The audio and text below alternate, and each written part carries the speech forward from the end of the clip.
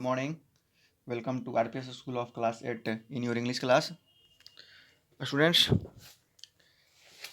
कैसे हैं आप सब? I hope you will be fine. Students, कल हमने आपके इंग्लिश बुक के चैप्टर 2 पढ़ा था. आज चैप्टर 2 में ही दिए गए पोएम को पढ़ेंगे, ज्योग्राफी लेसन, जिसके ऑथर हैं जुल्फिकार घोष. यहाँ पे ज्योग्राफी लेसन के बारे में ज्योग्राफी लेसन दिया गया है, इसका टॉपिक, इसके नियम, इसका हेडिंग, और यहाँ पे दिखाया गया है कि आप मतलब कि कल्पना कर सकते हैं कि आपके शहर कैसे दिखाई देता है विभिन्न डिफरेंस हाइट पे.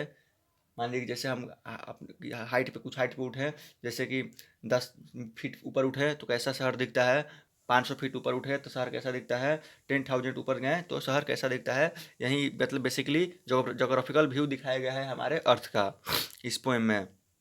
देखते हैं क्या बोला गया है. यहाँ पे ऑथर जो है जेट में यात्रा कर रहे हैं. जेट में मतलब क्या कर रहे हैं, ट्रेवल कर रहे हैं. और क्या बोल रहे हैं, When the jet sprang into the sky, it was clear why the city had developed the way it had. Seeing it scale 6 inch to the mile, there seemed an inevitably about what on the growing ground had looked half-jarred, unplanned, and without a style.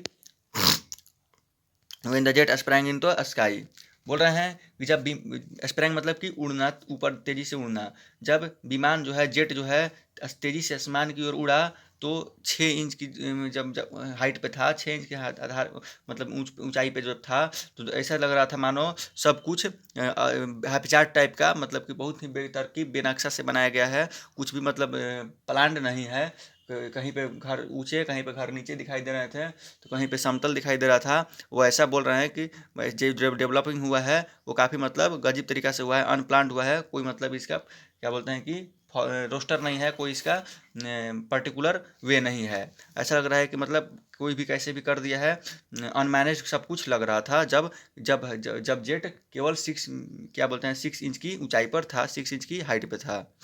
Next क्या है, When the jet reached 10,000 feet, it was clear why the country had cities where the river ran and why the valleys were populated. The logic of geography that land and water attracted man was clearly delineated when the jet reached the 10,000 feet. अब बोल रहे हैं कि जब हमारा jet जो है 10,000 feet पे फीट पहुंचा, 10,000 फीट की ऊंचाई पे पहुंचा, तो यह साफ हो गया, मतलब यह मुझे समझ आ गया, स्पष्ट हो गया कि कंट्री के पास क्यों बहुत सारे सिटीज़ हैं, और वहाँ पे नदी बहते हैं, जहाँ पे नदी बहते हैं वहाँ पे बहुत ज़्यादा पॉपुलेशन, उस घाटी के पास बहुत ज़्यादा पॉपुलेशन क्यों है, क्यों नदी के किनारे ही मतलब ज़्यादातर सिटीज़ हैं. तो ज्योग्राफी में ऐसा लॉजिक दिया गया है कि क्या बोलते हैं कि लैंड और वाटर क्या होते हैं, आदमी को अट्रैक्ट करते हैं. और यह साफ हो गया मुझे कि मतलब क्यों नदी के किनारे मतलब यहाँ इतना पॉपुलेशन होता है जब 10,000 फीट की ऊंचाई पर विमान पहुंचा. समझ में आ गया. तो बेसिकली यहाँ पे इसको आप क्या बोलते हैं कि कनेक्ट कर सकते हैं ह्यूमन बीइंग के साथ, कि जब हमारा क्या बोलते हैं कि नॉलेज थोड़ा सा रहता है तो हम बेसिकली किसी चीज़ को डिफ्रेंशिएट या फिर किसी चीज़ को एक्सप्लेन नहीं कर पाते हैं कि मतलब हमें क्या बताया गया है, हमें क्या नहीं बताया गया है. हमें लगता है कि हम थोड़ा सा जान जाते हैं तो हमें लगता है कि ये गलत है, वो सही है, वो गलत है, ये सही है. हमें मतलब हम बहुत सारे कन्फ्यूजन में पड़ जाते हैं.